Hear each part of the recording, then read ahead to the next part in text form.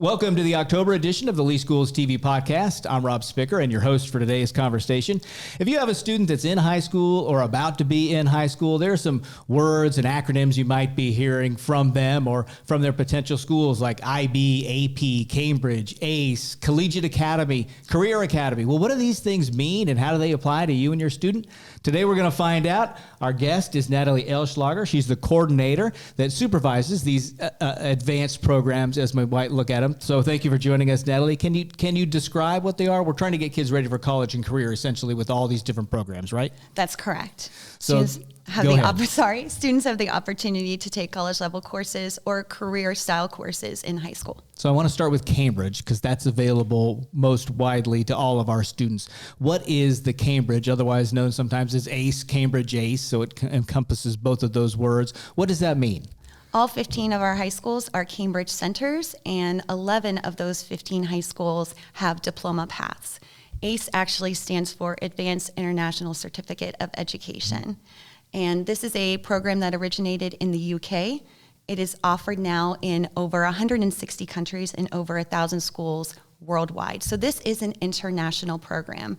Students that enroll in the Cambridge program can start taking classes as early as their freshman year. And they're in classes that are very content specific, so English language, ACE Marine Science, but then they can also take some cool electives like ACE Travel and Tourism or ACE Thinking Skills, for example. So what is the path to earning this ACE diploma? And in a two-part question, what's the advantage to then earning that Cambridge diploma? So there is a specific path, but a general overview is that the students have to gain 6 college credits in certain categories, and then they also have to earn a Global Perspectives credit, which lends us into 7 credits total. And like I said, they have to be in certain categories, but that's all mapped out by the school and the school counselors, so the students are on the correct path.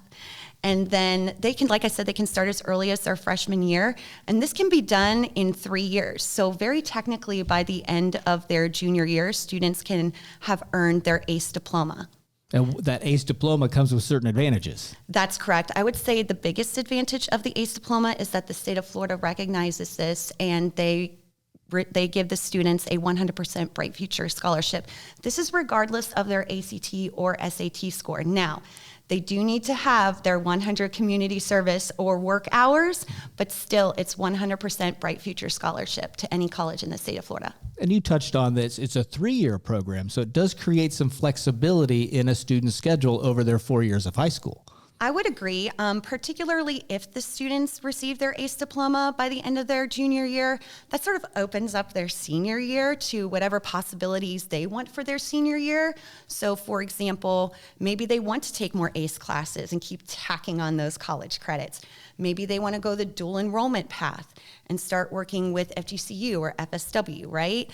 Maybe they want to take some electives that they didn't have an opportunity to take earlier in high school. Maybe they want to try OJT and get some work hours in. So it really sort of does open up that senior year. I will say, because the students can start their freshman year and they can go through their junior year, this also opens up room in their schedule for other interests they may have. I'm thinking, for example, the Center of the Arts. They can take Center of the Arts classes and ACE classes at the same time. Now I want to talk a little bit about International Baccalaureate, IB. That's another one of the very advanced programs that we're offering, but this is at select schools. It's Dunbar, Fort Myers, Cape Coral, Riverdale, correct? Yes. Those are the 4 schools. How would you say it's set apart from Cambridge? What are the differences that a parent might look at? Should I go to IB or go to Cambridge? That's a great question, and we'll talk a little bit about the parents' perspective later, but I also think that while there are similarities between ACE and Cambridge, there are differences in regards to the curriculum. Yes, there are certain set amount of courses in those different categories that students have to take to receive that IB diploma. But what IB does that I think is really cool is that the students are enrolled in a course that they call commonly TOK, or Theory of Knowledge, and this is spread over 2 years. Part of the Theory of Knowledge course is that the students engage in an extended essay. The students choose a research topic based on their own interest. And then they are linked up with a mentor, an adult mentor within the school, so that they can get the essay looked at, revised. It's a huge project for the students. And they can also participate in the CAS as well, which stands for Creativity, Activity, and Service. It's a service project.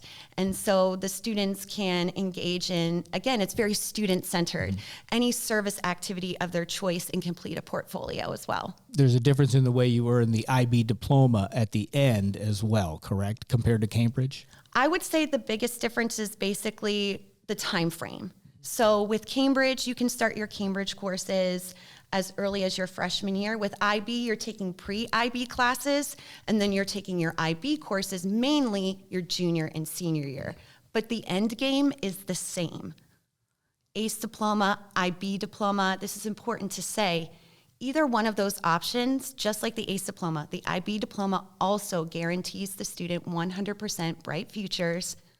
Doesn't matter about the ACT or SAT, have to have your community service or work hours. Right. Got to get all those other things in there as well. But that's really what parents might be looking for, is that bright futures. It's a huge opportunity. It's a different pathway. I know that's why I've chosen it for my children. There's the ACT and the SAT, but there's an IB or a Cambridge diploma, and you're doubling the chances of them earning that full bright futures. Correct. There's one advantage to look at. So what kind of students do you think are best suited for these two programs, IB and Cambridge? So like I talked about earlier, these are college classes. They're academically rigorous courses. These are for students that are going down an academic path. They're intrinsically motivated. We have to understand these kids are 14, 15, 16 years old sitting in a college class. So they need to take that into consideration when they're applying for these programs. Do some self-reflection. Think about how this is going to look for the next 4 years for them. And that sort of gets us to the next natural question, is getting involved, the application. That's in 8th grade when they're looking at high schools? That's correct. I encourage students to go to school choice open houses and learn more about the application process. As a matter of fact, IB, ACE, and Collegiate Academy all have their own specific open house nights that I encourage parents and students to attend so that they can learn more about that application process and how to get through it successfully. So AP, Advanced Placements, another advanced courses that we offer, another way to earn some college credits. So can you describe what the AP program is and how and where we offer that? Okay, so the AP program is at all 15 of our high schools. Students can take AP classes at any of our high schools. And so we have courses, we have a variety of AP history courses, we have AP calculus, we even have AP art classes. And the best way to get enrolled in those courses is for students to sit down during the registration process with their school counselors and map that out in their schedule. So these do not require, say, the application like Cambridge and ACE? Correct. Or Cambridge and IB, I should say. So you correct. can do that once you're in the school. There's another alternative that will come up often, is that dual enrollment. Yeah. So obviously, I think that sounds like exactly what it is. Mm-hmm. You're dual enrolled in a high school and in a college at the same time. Where are we offering this program to? What kind of partnerships do we have, and how does this work for the student? Just like advanced placement, dual enrollment is at all 15 high schools. We partner with Florida Gulf Coast University, Florida Southwestern College, and Kaiser University. The students take college classes on campus, but using the curriculum from the university.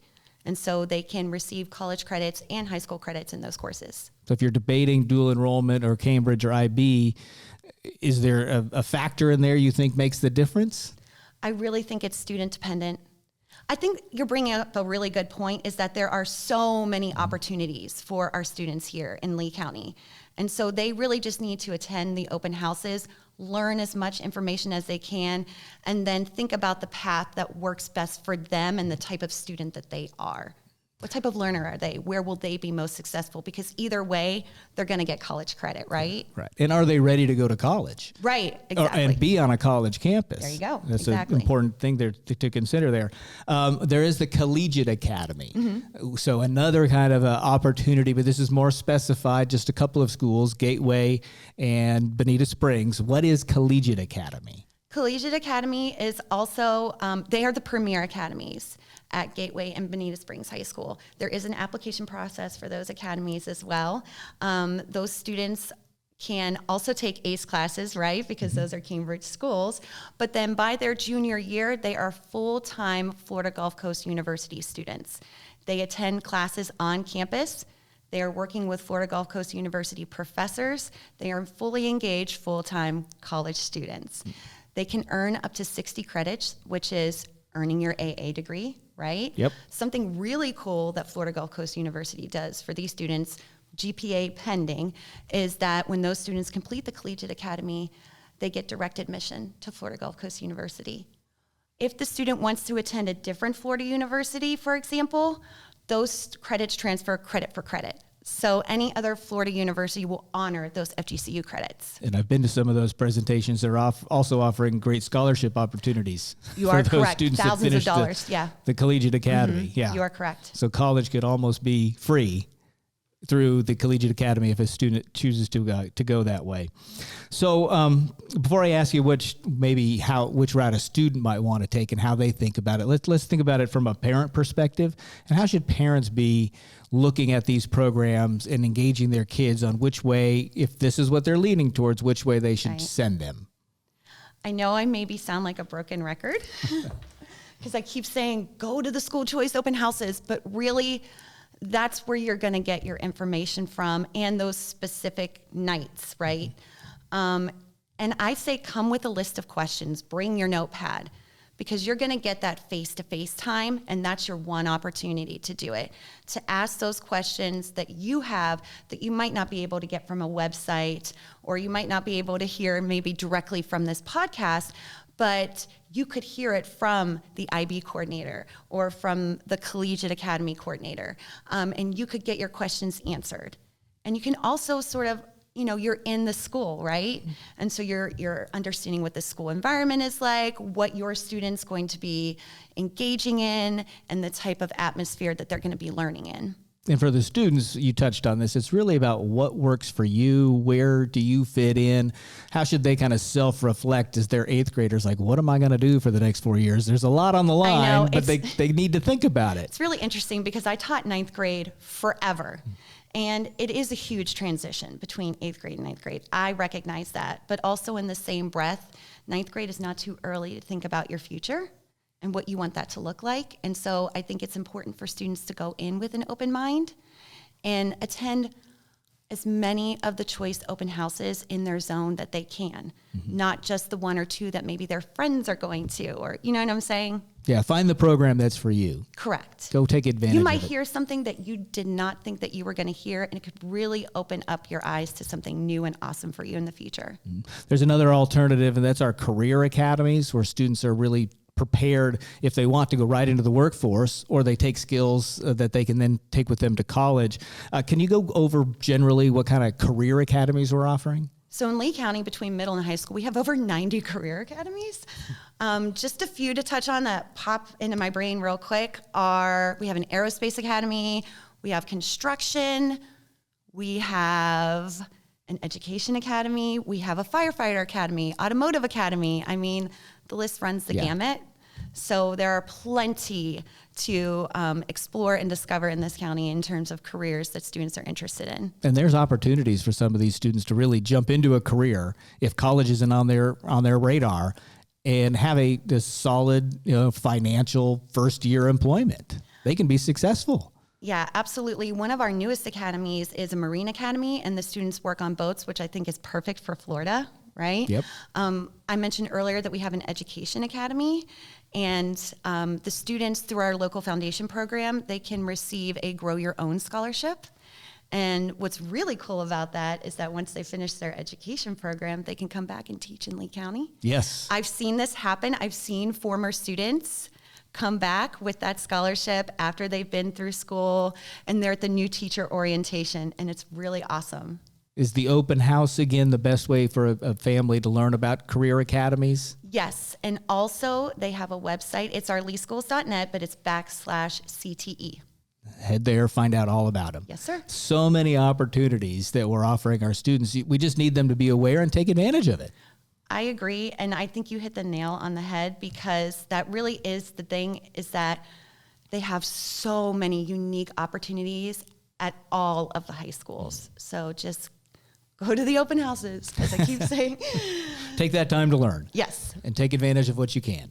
Natalie, I want to thank you for joining us, explaining all these programs to us. Hopefully it helps out our 8th grade and 9th grade parents wondering which path should I take. And hopefully we've provided them some good answers that gets them maybe to college with a Bright Future scholarship or a career that's good paying right after high school. So we appreciate your time to run through all of those programs for us. And we appreciate everybody joining us today to learn more about the advanced programs in our high schools. We'll be back next month with another edition of the Lee Schools TV podcast.